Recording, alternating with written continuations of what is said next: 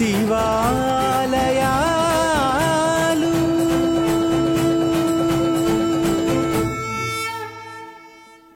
ఓం అరుణాచలేశ్వరాయ నమః. ఓం నమో భగవతే శ్రీరమణాయ. ఓం సుందరేశాయ నమః. శ్రీ శివనిధి శివాలయాల కార్యక్రమంలో అరుణాచల కార్తీక దీపోత్సవంలో 13వ రోజు తెల్లవారుజామున జరిగే అతి ప్రధానమైన భరణీ దీపాన్ని దర్శించుకుందాం. సర్వసంహారం జరుగుతున్న సమయంలో అందరి ఆత్మలు వాటి వాటి స్థాయిలో స్తంభిస్తాయి. మాయ నుండి వచ్చిన అన్ని తత్వాలు వాటి మూలాలకి వెళ్ళిపోతాయి. పృథ్వీతత్వం జలతత్వంలోకి, జలతత్వం తేజోతత్వంలోకి, తేజోతత్వం వాయుతత్వంలోకి, వాయుతత్వం ఆకాశతత్వంలోకి, ఇలాంటివన్నీ ప్రకృతి మాయలోకి, ఆ ప్రకృతి మాయ శుద్ధమాయలోకి, ఆఖరికి ఆ శుద్ధమాయ కూడా పరమాత్మ పాదాల చెంతకు వెళ్ళిపోతుంది. అన్ని ఆత్మలు శక్తి పాదాల చెంత ఉండిపోతే శక్తి శివైక్యత చెందుతుంది. చివరికి మిగిలేది శివం మాత్రమే. మరేది ఉన్నా చలనం ఉండజాలదు. అప్పుడు పరమేశ్వరుడు పునరోత్పత్తిని మొదలు పెడతారు. ఆ స్థితిలో పరాశక్తి ఆయన నుండే వెలువడి మాయని పునఃసృష్టి చేస్తుంది. ఆ మాయ ద్వారానే జీవులన్నీ కర్మలను అనుభవిస్తూ ఉంటాయి. ఈ స్థాయిలో శక్తిని ఆదిశక్తి అని, తిరోభవ శక్తి అని పిలుస్తారు. ఆ మొదటి స్థాయి నుండి శుద్ధమాయ అనే మాయ ఉత్పన్నం అవుతుంది. ఇందులో జ్ఞానసిద్ధి మాత్రమే ఉంటుంది. 2వ స్థాయిలో క్రియాశక్తి మాత్రమే ఉంటుంది. 3వ స్థాయిలో జ్ఞానశక్తి క్రియాశక్తి సరిసమానంగా ఉంటాయి. 4వ స్థాయిలో ఎక్కువ జ్ఞానశక్తి తక్కువ క్రియాశక్తి, అలాగే 5వ స్థాయిలో క్రియాశక్తి ఎక్కువ జ్ఞానశక్తి తక్కువగా ఉంటాయి. ఈ 5 స్థాయిలలో ఇచ్ఛాశక్తి ఉంటుంది. మొదటి 2 స్థానాలను నాద బిందు అని అంటారు. పరమాత్మ రూపం లేనివాడు అని. 3వ స్థాయిలో ఉన్న సాధక్యతత్వం సదాశివమూర్తి అన్న పేరును తీసుకుంటారు. దీనిని భోగరూపం అని కూడా అంటారు. ఈ రూపం నుండే మిగతా తత్వాలు కూడా వస్తాయి. 4వ రూపంలో ఆయనను మహేశ్వరుడు అని పిలుస్తారు. ఈ రూపమే ఆత్మలను జాగృతం చేయగలుగుతుంది. 5వ స్థాయిలో శుద్ధ విద్య అనేది మొదలవుతుంది. ఇందులో భాగంగానే సృష్టి స్థితి లయలు వస్తాయి. మనం ఇప్పుడు దర్శించేది ఆ స్థితిలో ఉన్న భరణీ దీపాన్నే. ఈ భరణీ దీపాన్ని దర్శించడానికి చాలా కష్టపడేవాళ్ళం. 20 ఏళ్ల క్రితం ఆలయంలో భరణీ దీపాన్ని దర్శించుకోవటానికి అరుణాచలేశ్వర ఆలయ పశ్చిమ గోపురం వద్ద సాయంత్రం 7 గంటలకు లైన్లో నిలబడితే ఎంత క్లిష్ట పరిస్థితులు ఉన్నా, ఎంత వర్షం వచ్చినా ఈ దర్శనానికి ఎంతో ఉత్సాహంతో సంతోషంగా ఎదురుచూస్తూ ఉండేదాన్ని. తెల్లవారుజామున 3 గంటలకే అమ్మని అమ్మాళ్ళు గోపురం వద్ద నుండి విఐపీలను 500 రూపాయల టికెట్ ఉన్నవారిని, బ్యాడ్జీలు ఉన్నవారిని అనుమతిస్తారు. అట్టపాసులు అంటే ఫ్రీ పాసులు ఉన్నవారిని పశ్చిమ గోపురం నుండి అనుమతిస్తారు. ఆలయం చుట్టూ అనేక వేల మంది భక్తులు ఆలయంలోకి ప్రవేశించాలని ఎదురు చూస్తూ ఉంటారు. మొదటిగా ఇంతటి పవిత్రమైన క్రతువుని దర్శించడానికి పరమాత్మ అపారమైన కరుణ ఉంటే గాని ఇది సాధ్యం కాదు. మీరు అనుకోవచ్చు, దానికేముంది, మేము చాలాసార్లు విఐపి పాసులతో దర్శించామని చెప్పవచ్చు. కానీ ఇక్కడ జరిగే అతి పవిత్రమైన క్రతువు యొక్క తత్వం తెలిసి దర్శిస్తే దానికి మించిన అనుగ్రహం ఏముంటుంది? ఇక్కడ నా తాపత్రయం అంతా దీని యొక్క తత్వాన్ని చెప్పాలని. కానీ ఈ సంకల్పం చాలా కష్టమైంది. ఎందుకంటే నేను అతి సామాన్యురాలిని, తమిళ భాష రాదు, ఏమి జరుగుతుందనే వివరం ఎవరూ చెప్పరు. వీటన్నిటినీ దాటి మహత్తరకరమైన అరుణాచలేశ్వరుని అనుగ్రహం ఉంటే తప్ప ఇంతటి ఉత్కృష్టమైన అవకాశం లభించదు.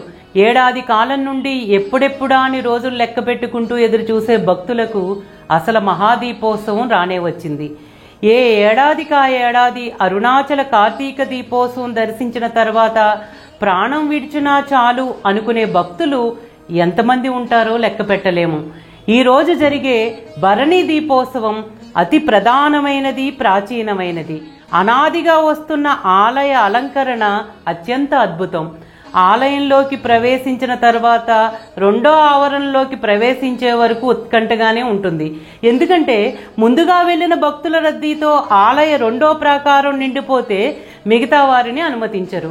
2వ ప్రాకారంలోకి ప్రవేశించిన తర్వాత అక్కడ ఆలయ యాజమాన్యం వారు భారీ ఎత్తున చేసిన పువ్వుల అలంకరణ చూసి ముగ్ధులైపోతాం.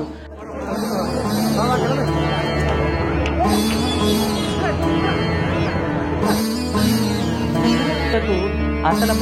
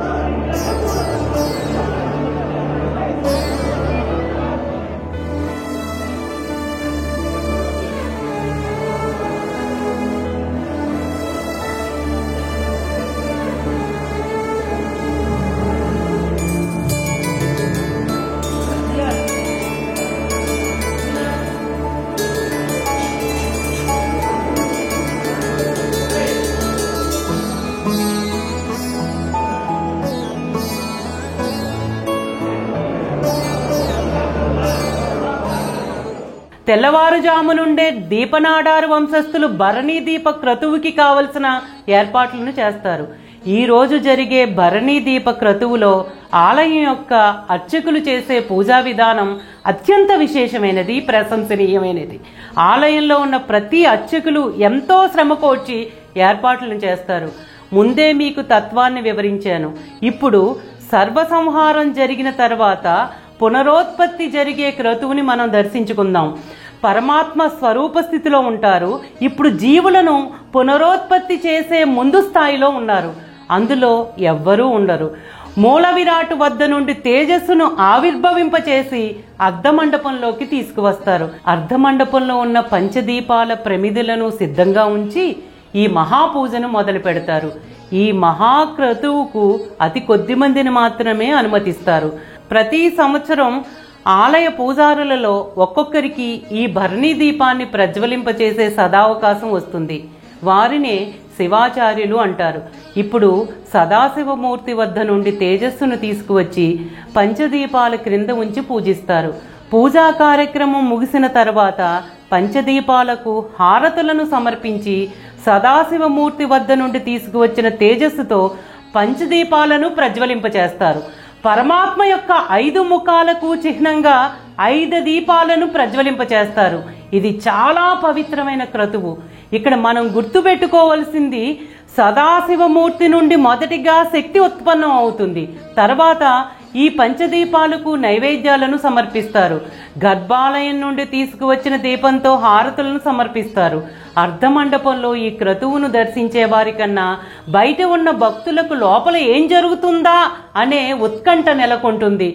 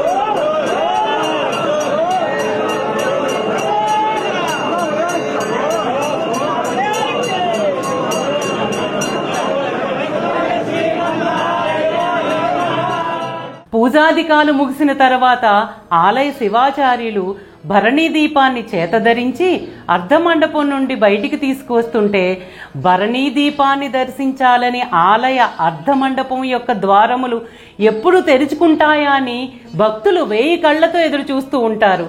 వారి భావోద్వేగాన్ని ఆపడానికి పోలీసు వారికి చాలా కష్టసాధ్యం. ప్రతి భక్తుని యొక్క సున్నితమైన మనసులు నొచ్చుకోకుండా పోలీసు వారు ప్రవర్తించే తీరు శ్లాఘనీయమైనది.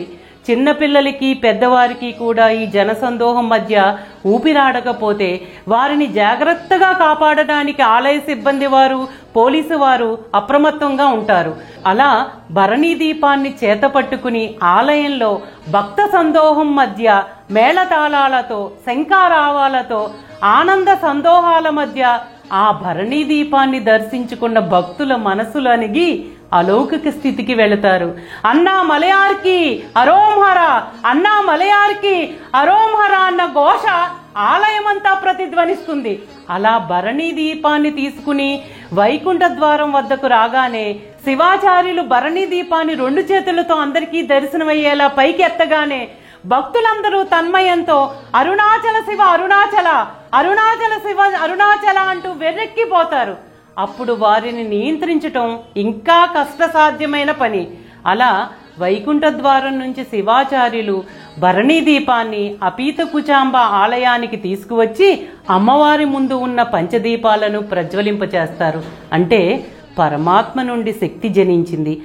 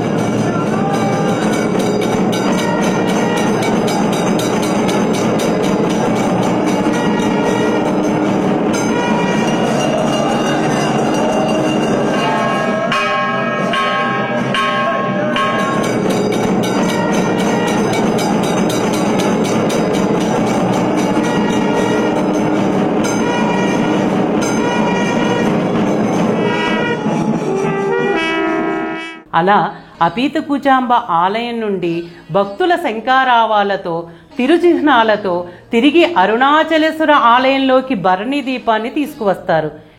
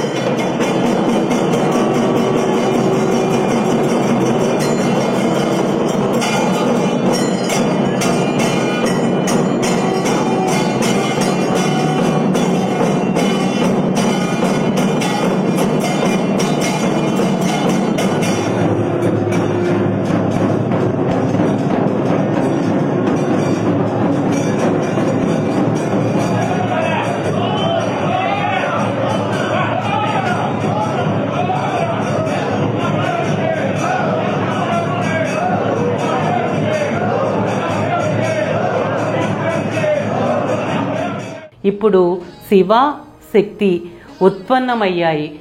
వారి నుండి మహేశ్వర మూర్తులు ఉత్తేజితులవుతారు. దానికి చిహ్నంగా ఆలయంలో ఉన్న చంద్రశేఖరమూర్తి, నటరాజమూర్తి, సోమాస్కందమూర్తి వీరందరి సన్నిధులలో భరణి దీపంతో అక్కడున్న దీపాలను ప్రజ్వలింపచేయగా మహేశ్వరమూర్తులు ఉత్తేజితులైనట్టు సంకేతం. అంటే ఆత్మలకు దేహాలు అవసరం అవుతాయి. అంటే ఆత్మలకు తమ కర్మలు అనుభవించడానికి దేహాలు అవసరం. జీవులు దేహాలు ధరించాలంటే ముందుగా సృష్టి పునరుత్పత్తి జరగాలి. అందుకు పరమాత్మ జీవులను పునరుత్పత్తి చేయటానికి ముందుగానే శక్తిని ఉద్భవింపచేసి శక్తి అనుగ్రహం వల్ల సృష్టిని ఉత్పత్తి చేస్తారు. ఆ సృష్టి స్థితి లయలు జరగటానికి కారకులైన మహేశ్వర మూర్తులను ఉత్తేజపరుస్తారు.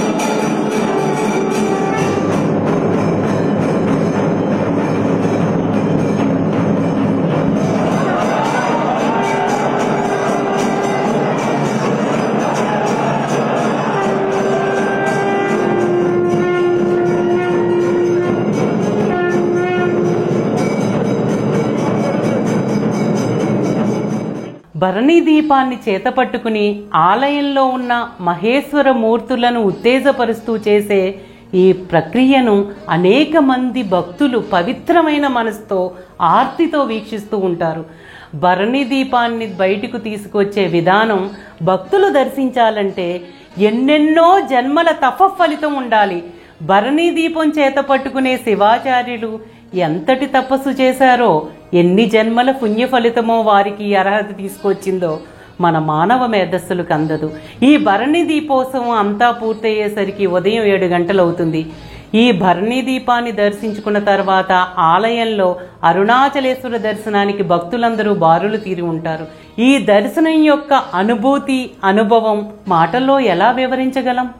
ఇప్పుడు సృష్టిలో జీవులను పునరుత్పత్తి చేయడానికి పరమాత్మ అరూపం నుండి రూపం తీసుకుని ఆ అరూపం నుండి శక్తిని జనింపచేసి ఆ శక్తి నుండి మహేశ్వర మూర్తులను ఉత్తేజపరిచే ఈ మహత్తరకరమైన మహోత్సవాన్ని దర్శించడానికి ఎంతటి అనుగ్రహం కావాలి? నేను మొదటే చెప్పాను, సాధారణంగా భక్తులందరూ ఆలయంలో అలంకరణ బాగుంది, దర్శనానికి చాలామంది భక్తులు వచ్చారు, భరణీ దీపాన్ని దర్శించాలంటే ఆలోచనలతో ఉంటారు. కానీ ఈ భరణీ దీపోత్సవ తత్వాన్ని తెలుసుకుని దర్శిస్తే ఎంతటి అనుభూతిని చెందవచ్చో ఈ తత్వం తెలిసిన వారికే ఎరుక. ఇప్పటి వరకు మీరు దర్శించిన భరణీ దీపోత్సవ వీడియోలు అనేక సంవత్సరాలుగా సేకరించిన కారణంగా భరణీ దీపం చేత ధరించిన శివాచార్యులలో ఆలయ అలంకరణలో వచ్చిన మార్పులను గమనించి వీక్షించండి. సాయంత్రం జరిగే మహాదీపోత్సవంలో వెలిగించే దీపానికి 500 మీటర్ల తానును 500 కేజీల ఆవు నెయ్యిని తీసుకుని దీపనాడారు వంశస్థులు అరుణగిరి శిఖరం పైకి వెళతారు. మహాదీపం కోసం వత్తిగా తయారు చేసే తానును కన్యకా పరమేశ్వరి ఆలయ వీధిలో ఉన్న చౌడేశ్వరి అమ్మన్ అనే వర్తకులు ఈ వత్తిని తయారు చేస్తారు. ఈరోజు భక్తులతో, సాధుకులతో, సాధువులతో, సందర్శకులతో, వ్యాపారస్తులతో అరుణాచలం అంతా కిటకిటలాడిపోతుంది. ఈ రోజంతా వచ్చే భక్తులకు ఏర్పాట్లు చేయటంలో ప్రముఖులు, ఆశ్రమాల వారు, అరుణాచలంలో స్థిరపడిన వారు ఎంతో చొరవ తీసుకుంటారు. భరణీ దీప దర్శనానంతరం ఆలయం నుండి రమణాశ్రమానికి వెళ్ళి భగవాను దర్శించుకుని అక్కడ జరిగే విశేషమైన పూజలను వీక్షించుకుని ఇంటికి వెళ్తాం. ఈరోజు సాయంత్రం జరిగే మహాదీపోత్సవాన్ని దర్శించుకుంటానికి అందరం వేచి ఉందాం. ఓం నమో భగవతే శ్రీరమణాయ, ఓం అరుణాచలేశ్వరాయ నమః, ఓం సుందరేశాయ నమః. ప్రేమతో నీనామమాలించు భక్తుల భక్తుగా బ్రోవు అరుణాచల.